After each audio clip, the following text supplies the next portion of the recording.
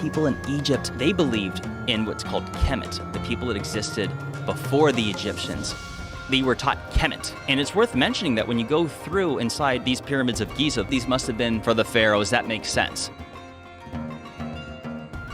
Ancient Egyptian tombs are full of ominous warnings. These are the top 10 terrifying ancient tombs cursed by evil pharaohs.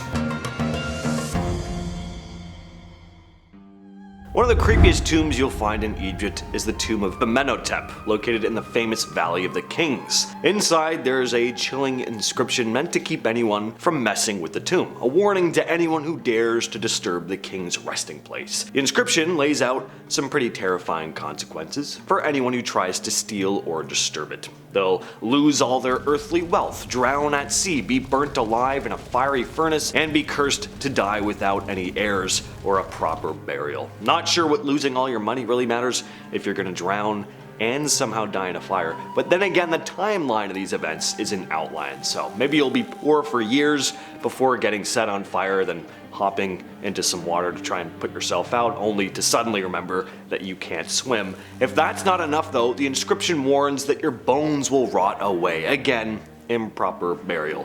This was a very big deal in ancient Egypt.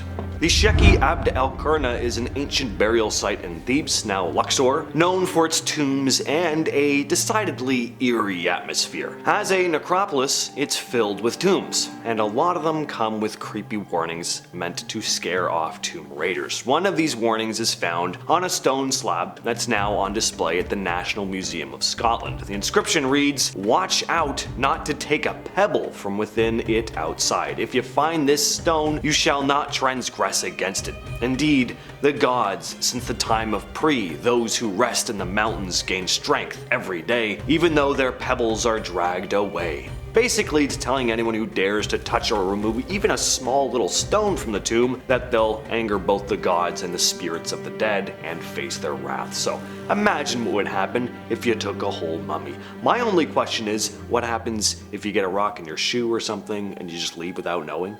Does the curse count if you take something away accidentally? "As for all men who shall enter this, my tomb impure, I shall seize his neck like a bird." That's what's said on the Mastaba of Khentika, Ikhekhi. Mastabas are a type of tomb with a flat-roofed structure that were commonly used for burials. In Saqqara, there are over 160 of these tombs, many of which contain mummies. Not every tomb has spooky inscriptions, but some certainly do, messages that make it very clear what happens if you try to loot them. Archaeologists have found colorful hieroglyphics in some of these tombs, and according to a professor from the American University in Cairo, these warnings are serious. Anyone deemed impure who enters one of these tombs is condemned to a punishment from the gods. Part of the inscription on Ikhekhi's tomb, warning about the gods seizing your neck like a bird, is pretty cut and dry. Mess with the tomb, your life will suck and you'll probably die a brutal, painful death. Ankhtifi was an ancient Egyptian nomarch, which means he was a regional governor, and this was around 2100 BCE. He was also a military commander. He might not have been a full-on pharaoh, but he was still pretty important,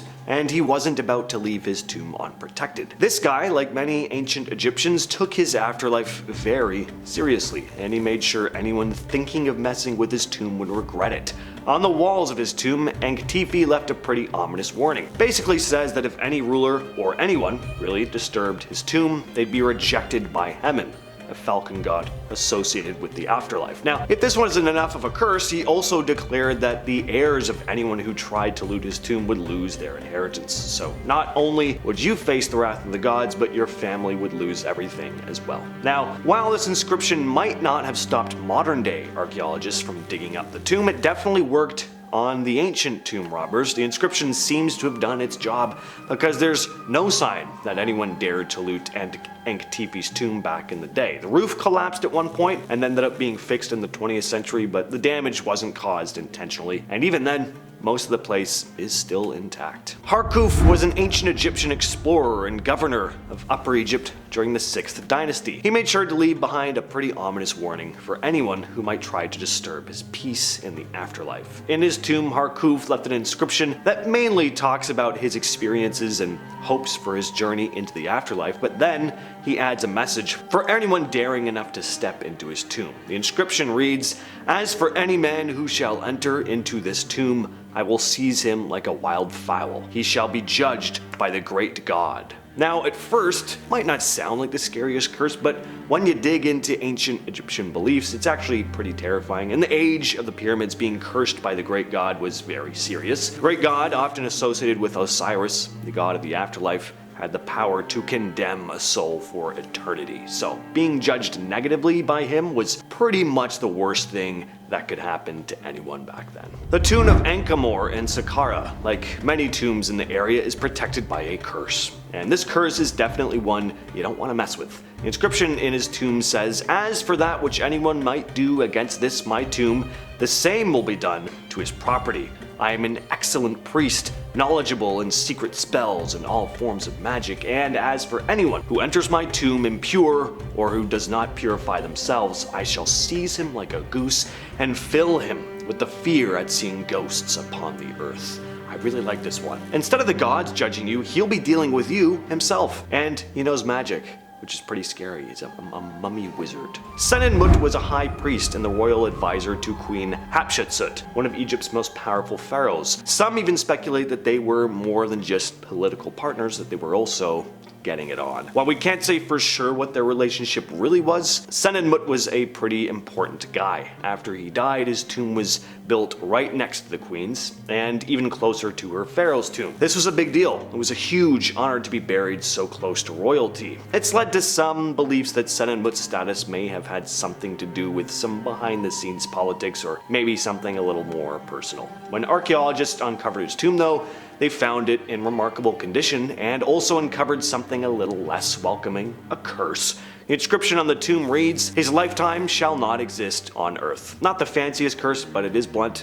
It's quick and to the point. The tomb of Hezi is also located in Saqqara, one of Egypt's most famous burial sites, and it holds the remains of a nobleman from the Old Kingdom. Like many tombs, the hieroglyphic inscriptions on the walls start by telling the story of Hezi's life, and that's an interesting thing to mention. A lot of what we know about high-ranking members of ancient Egyptian society comes from the inscriptions on their tombs. We get to learn a lot about who they were, what they did, but anyway, on to the curse. After the usual biographical stuff, we get a warning which says, "As for anyone who will enter this tomb after he has eaten abominations, or after he has copulated with women, I will be judged with him in the council of the great God." So this one's a little bit strange. Not only does it threaten those who disturb the tomb, but it also seems to involve Hezi himself in the judgment. Basically, if you've done anything deemed impure before entering, Hezi will be right there facing judgment alongside you. He's kind of playing to like your sympathy a little bit, you know, like don't mess with it. I don't want to get in trouble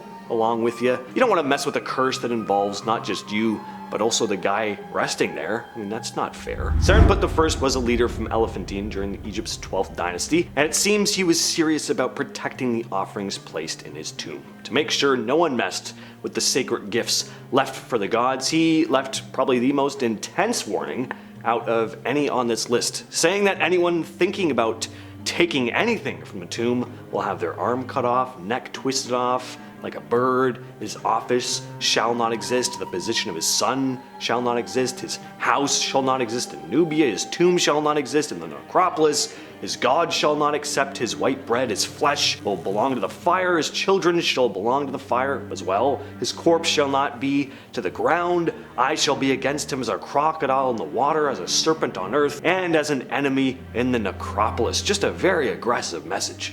To put it simply, everything bad you can think of will happen to you if you mess with this tomb. From losing your arm and neck to your entire family line being wiped out, and not just in this life. Now, we couldn't do this list without talking about the most famous ancient Egyptian curse in existence, the so-called Curse of King Tut. The idea of cursed tombs became a well-known thing in the West after the 1922 opening of Tutankhamun's tomb by British archaeologist Howard Carter. It all started with the death of Lord Carnarvon, who funded the excavation. He died shortly after the tomb was opened, reportedly from an infected mosquito bite. But then all these rumors started to spread that it was because of King Tut. that his tomb was cursed, with the media sensationalizing the idea that anyone who disturbed the tomb would face dire consequences. A lot of the curse stories came from all these sensational reports, like one where a cobra symbolizing Egypt's royal power killed Carter's pet canary. People took this as a bad omen that the spirit of Tut was striking down intruders, but most of the curse claims have been debunked. Studies showed that Lord Carnarvon's death was caused by a bacterial infection, not any supernatural forces, and in fact only a small number of people associated with this tomb's discovery died young or under any unusual circumstances. Carter himself, who is a skeptic of the curse, lived another 17 years, dying of lymphoma in 1939. Most others, like Carnarvon's daughter, Lady Evelyn Herbert, lived long lives well into old age. But it's still a really fun idea and a fun urban legend and story. What do you all think of curses and mummies? Let us know in the comments, and I will catch you, yes you specifically, in the next video.